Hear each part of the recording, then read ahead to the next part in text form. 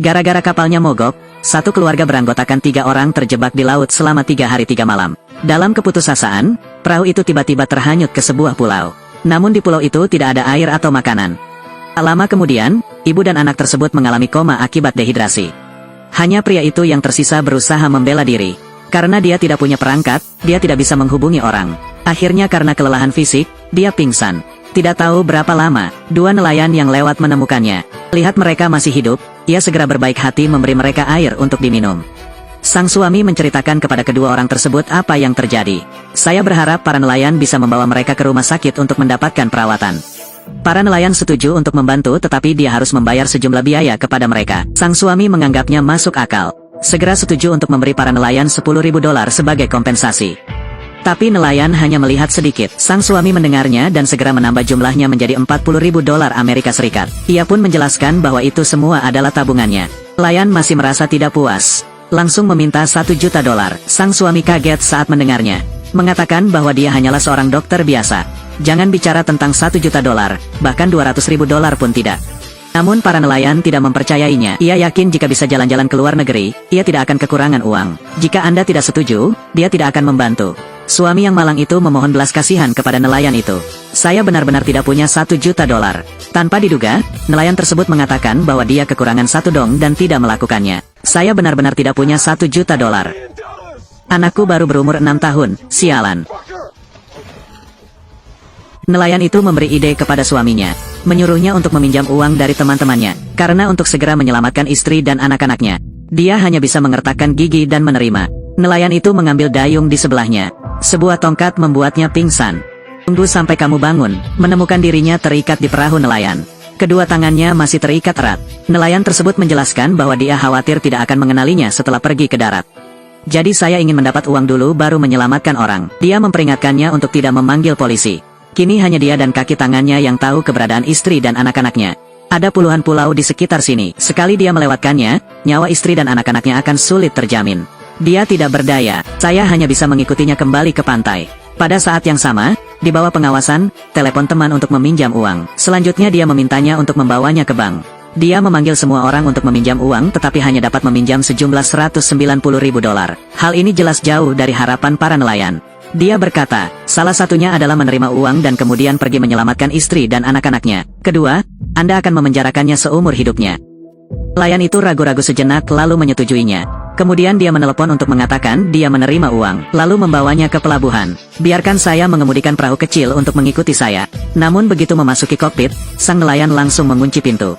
Ia pun mengatakan, hal itu dilakukannya untuk memastikan dirinya tidak melapor ke polisi. Tunggu sampai Anda tiba di pulau untuk melepaskannya. Dia tidak punya pilihan selain mengikuti dengan perahu kecil.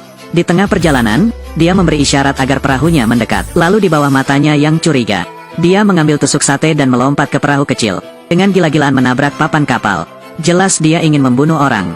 Dia berteriak keras agar dia berhenti. Selama dia bisa menyelamatkan istri dan anak-anaknya, dia tidak akan mencelanya. Tapi dia tidak bergeming.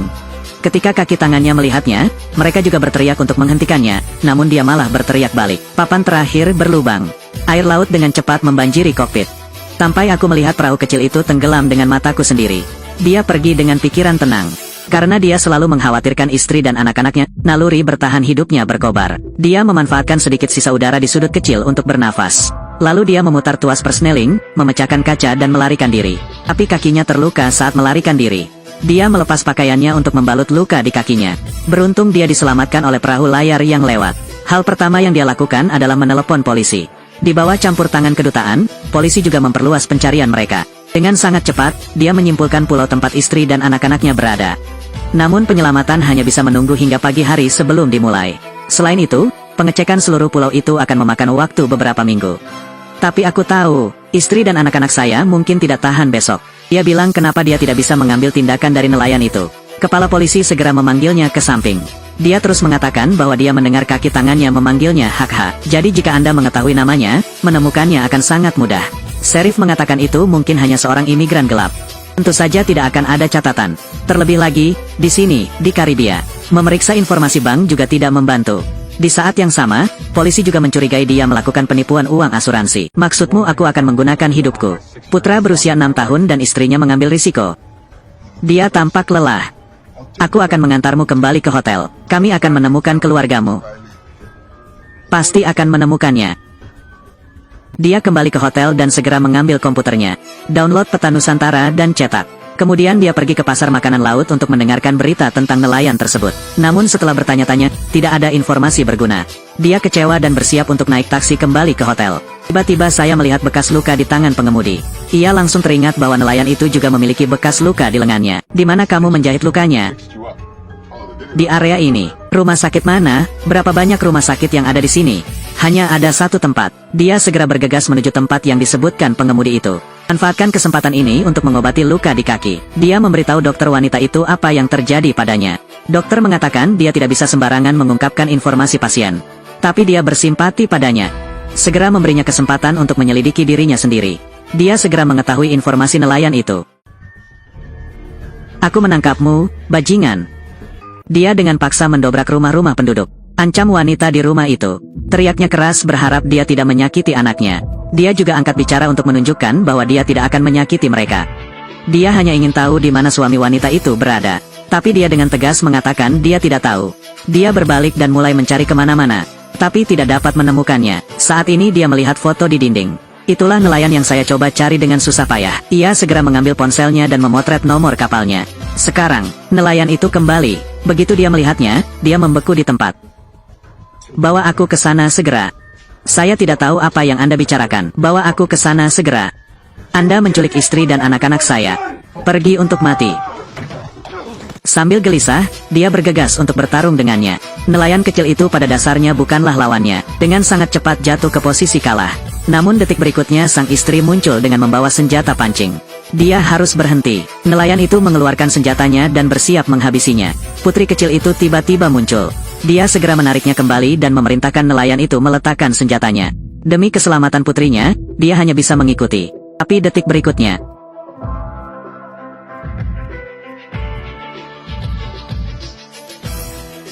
anak panah itu menembus tubuh gadis itu dan mengenai dia. Para nelayan melihat hal ini dan segera bergegas maju untuk membunuhnya. Pada saat kritis, dia meraih pisau bedah, menusuk ke leher lawan. Dalam tangisan sedih, dia terluka parah dan pingsan. Saat dia bangun, dia sudah berada di rumah sakit. Tangan juga diborgol. Kepala polisi sudah tidak mempercayainya. Namun saya curiga dia memanfaatkan nelayan tersebut untuk membunuh istri dan anak-anaknya. Setelah itu, saya ingin membunuh orang untuk memusnahkan mereka.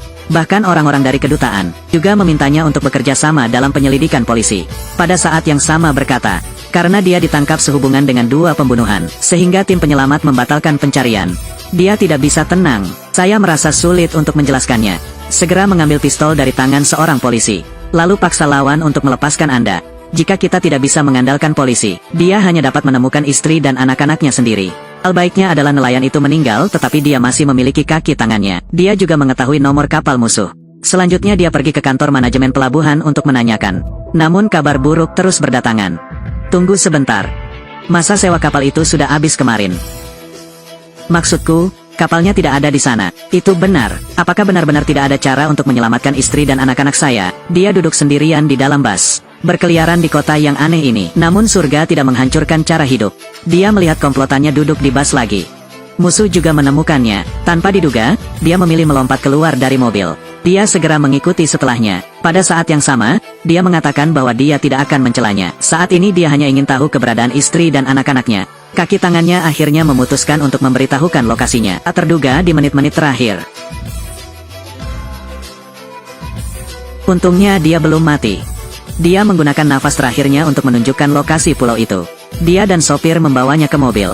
Beritahu orang lain untuk segera pergi ke rumah sakit lalu berbalik dan pergi. Kemudian dia sampai di pelabuhan. Menggunakan pistol untuk mencuri kano. Bocah yang keretanya dirampok itu langsung menelepon polisi. Penjaga pantai juga menemukannya pada saat yang sama dan mengejarnya. Namun perahu polisi tidak bisa secepat kano Anda. Setelah banyak kejadian, dia akhirnya punya harapan. Dengan usaha yang tak henti-hentinya, ia akhirnya menemukan istri dan anak-anaknya. Namun saat ini, kedua orang tersebut benar-benar tidak sadarkan diri karena dehidrasi. Dia segera membawa putranya ke sampan. Lalu kembali menggendong istrinya. Namun luka di tubuhnya tidak ringan. Dia telah mencapai batasnya dan terjatuh. Saat ini, sebuah helikopter muncul di atas kepalanya. Polisi menemukannya berdasarkan posisi kapal. Setelah serangkaian pasang surut, dia akhirnya menemukan istri dan putranya.